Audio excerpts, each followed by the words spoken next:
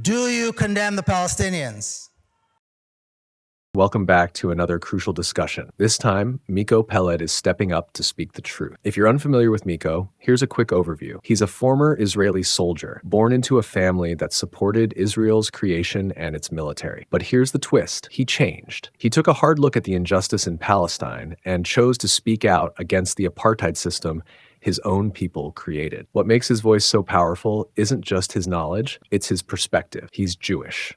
Many raised to support the system lacked the courage to speak up, but Miko did. Now he's using his platform to expose the horrors in Palestine. This video is a must-watch. Miko isn't here to sugarcoat anything. He's calling it like it is, highlighting the double standards, the crimes of genocide, and the ongoing oppression. We're dealing with a system that's been in place for decades, yet we continue pretending it's all about peace talks and solutions. But as Miko points out, the real conversation needs to focus on dismantling apartheid and fighting for a free Palestine. It's brutal, it's uncomfortable, but it's necessary. So if you want to hear the truth, hit that like button, leave a comment, and don't forget to subscribe. We need more people questioning the narrative, and your voice matters. Let's keep the conversation going.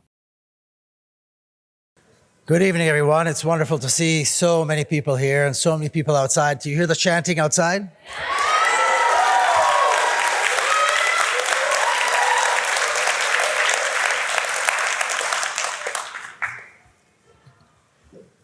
Hear them? So perhaps the motion should have been phrased differently. What separates us from them? It's not a legal definition. It's not a particular law. It's values. I'll give you an example. Let's assume that Hamas has a base under a hospital with missiles.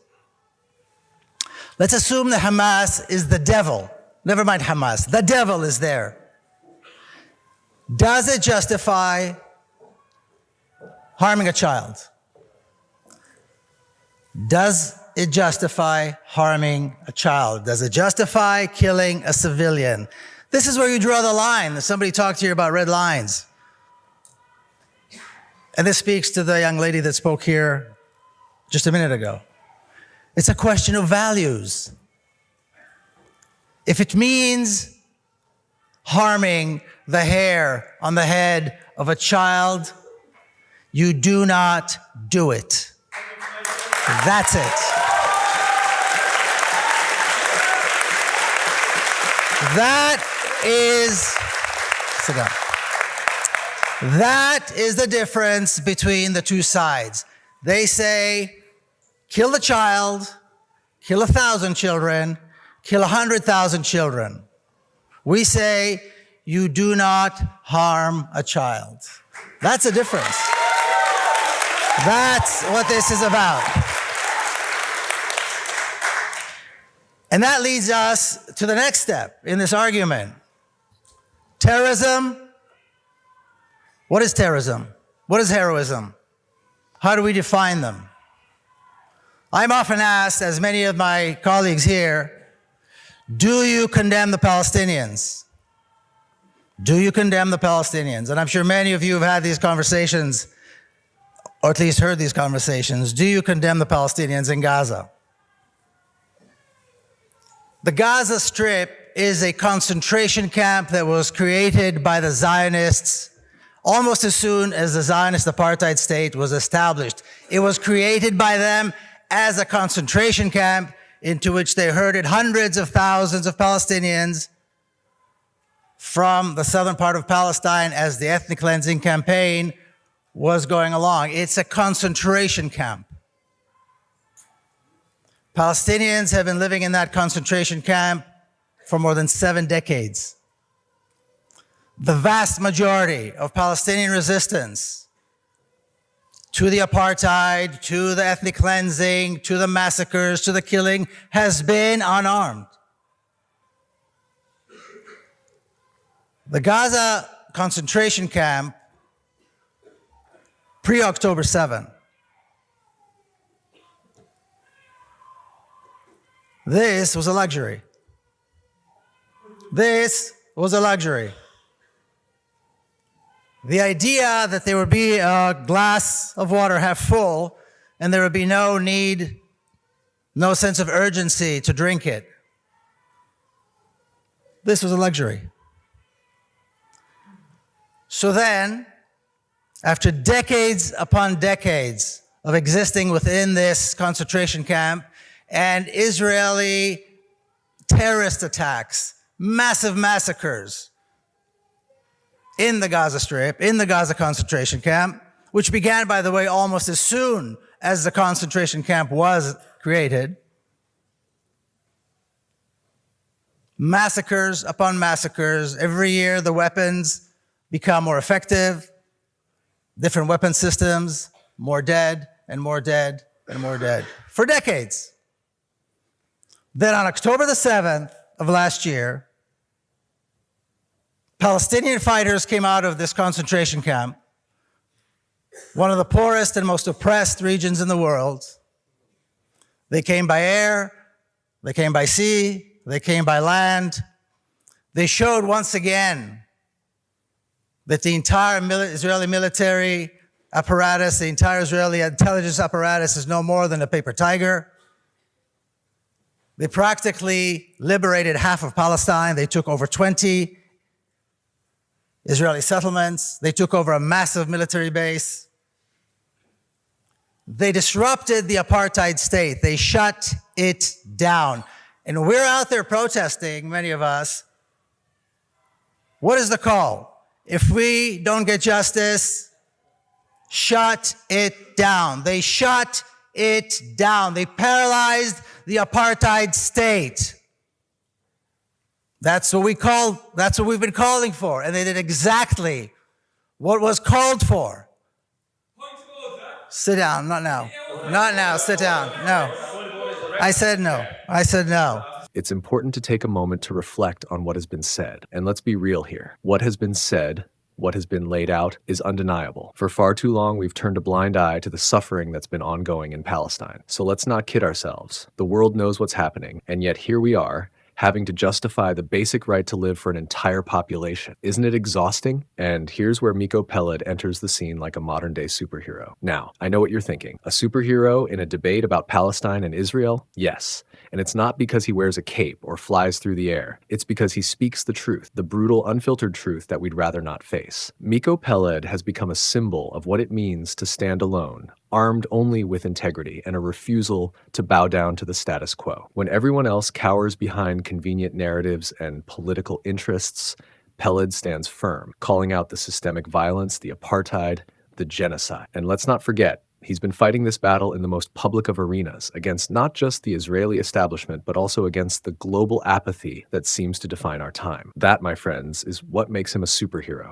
You see, Miko Peled isn't just an academic or a political figure. He's a voice for the oppressed. He dares to say what needs to be said, even when it costs him personally. This isn't about winning arguments or gaining applause. This is about confronting the uncomfortable reality of injustice head on. And when the world stands still, when the international community does little more than watch as lives are destroyed, Peled raises his voice. He doesn't just speak for himself, but for every Palestinian who has been silenced, for every life lost without a second thought, for every individual who's been reduced to a statistic. So, why is Miko Peled a superhero? Because he fights, not with weapons or force, but with truth. And that is the greatest weapon of all. He understands that the key to ending this madness is not more violence, not more suffering, but the dismantling of an apartheid system that has been allowed to exist for far too long. If the world had the courage to follow his lead, we might just see a glimmer of hope. A hope that doesn't come from war or bloodshed, but from justice. A hope that doesn't require silence, but loud, unrelenting voices that refuse to be ignored. And before we wrap up, let's not forget the essential point Peled made. We're not just talking about definitions here. This isn't about legalities,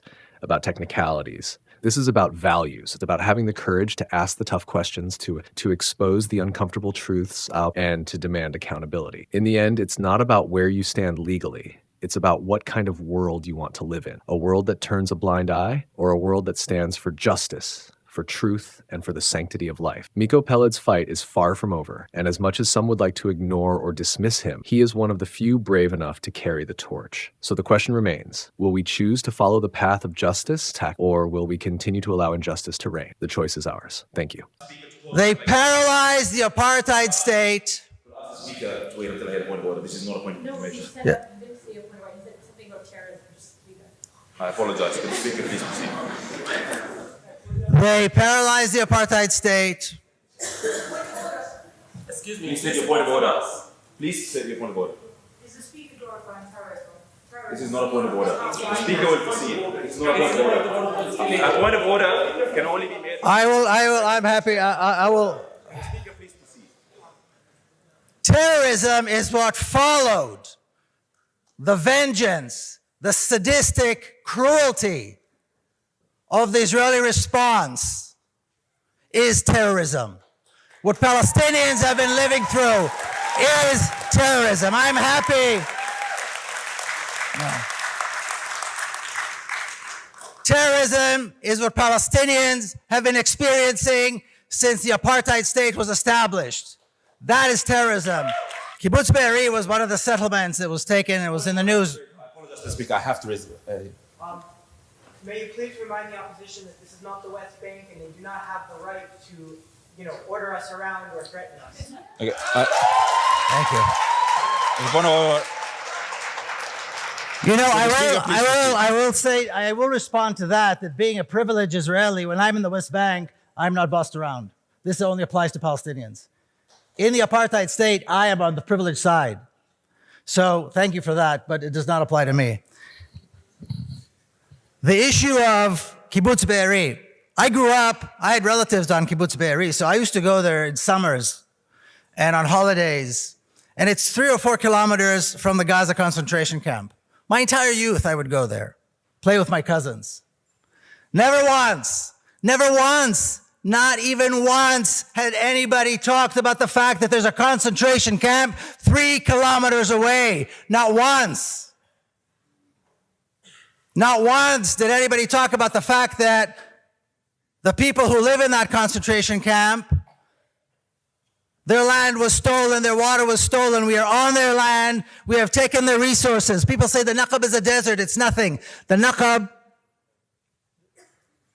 is a desert that was inhabited by Palestinian Bedouin who are farmers.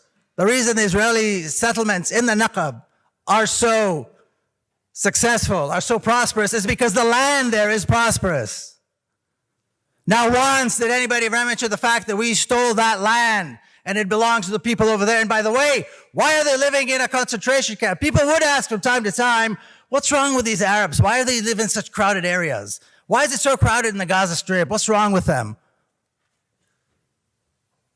Nothing is wrong with them. What's wrong is the apartheid state. And by the way, the definition of the crime of genocide was largely as a result of the genocide of the Jews in Europe.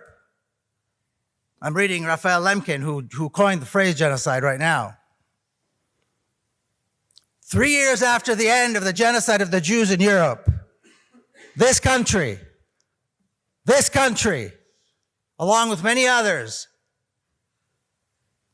allowed for a genocide to take place in Palestine, allowed for an apartheid regime to take place in Palestine, and allowed for the ethnic cleansing of Palestinians in Palestine. 3 short years after the end of the genocide of the Jews and the creation of this new law, of this new definition of the crime of genocide. Ladies and gentlemen, what a shock it is to see a room full of people listening to Miko Peled. I say shock not because he's a bad speaker, far from it, but because we live in a world where the obvious truth gets drowned out by ignorance, silence, and cowardice. You just heard one of the most passionate, well-informed voices in the fight for justice. And yet, here we are, debating whether the words spoken tonight should even be uttered. But don't worry, because Miko is not just talking to you. He's talking to your conscience, your values.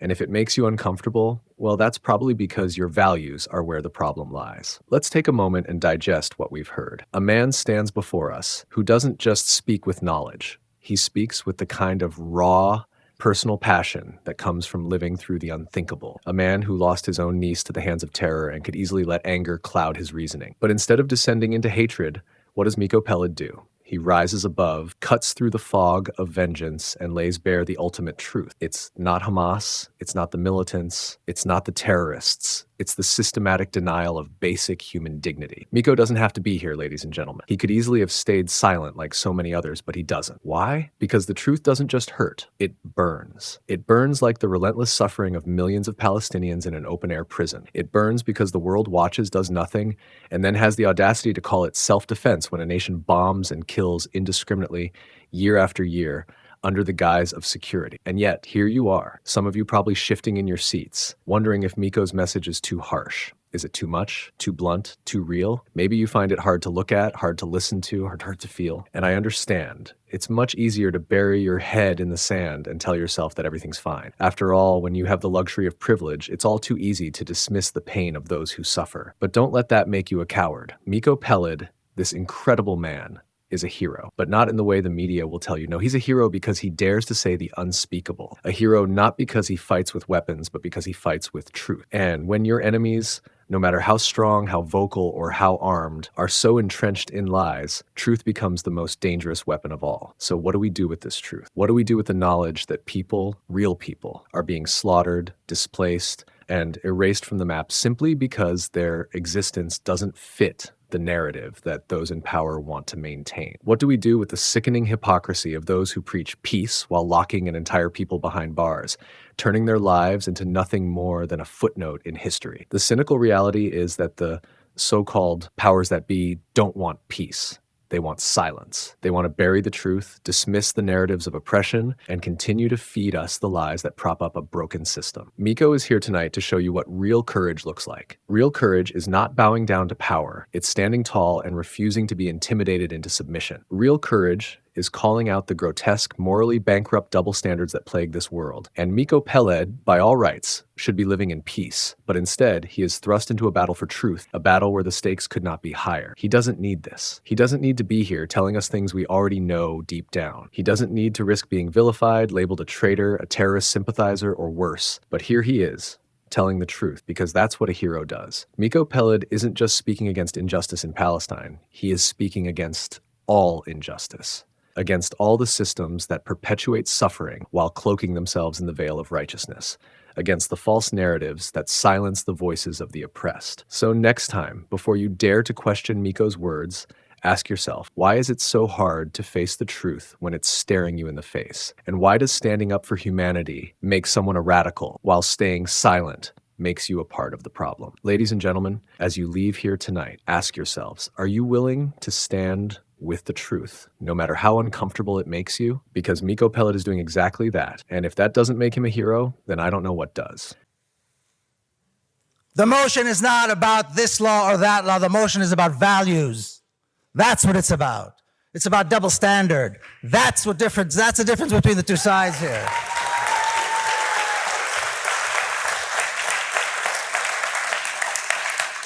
You know, my first debate about the issue of apartheid actually took place in South Africa. I was in South Africa maybe 10 years ago.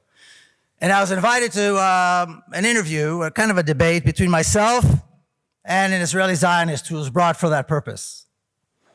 And we're sitting there, and the host, who was a black South African, asked me, so how is Israel an apartheid state? Which, of course, was very easy to explain. And I did. And then he looked over at the other guest and he said, how is it not an apartheid state?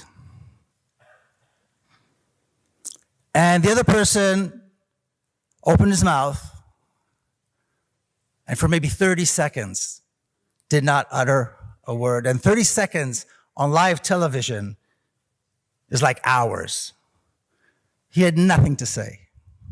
He had nothing to say because it's an apartheid state. So I don't know what is worse for, sit down. I don't know what is worse for the Zionists, the gaping mouth of that one Zionist, or these people sitting here trying to justify and excuse and pretend that there is no apartheid.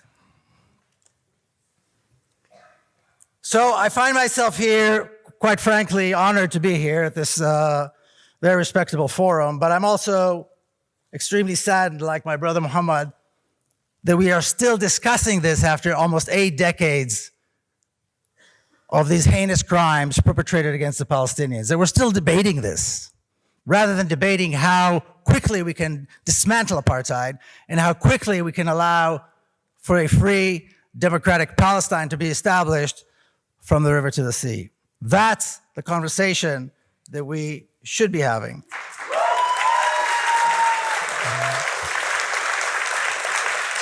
I'm saddened by the fact that my Palestinian sisters and brothers still have to see their families, their people, their nation being exterminated by the Zionist state.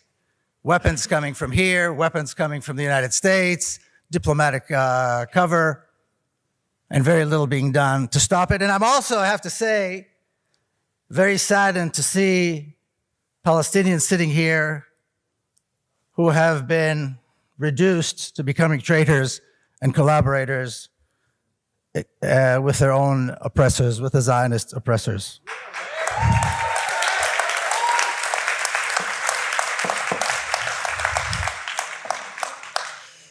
So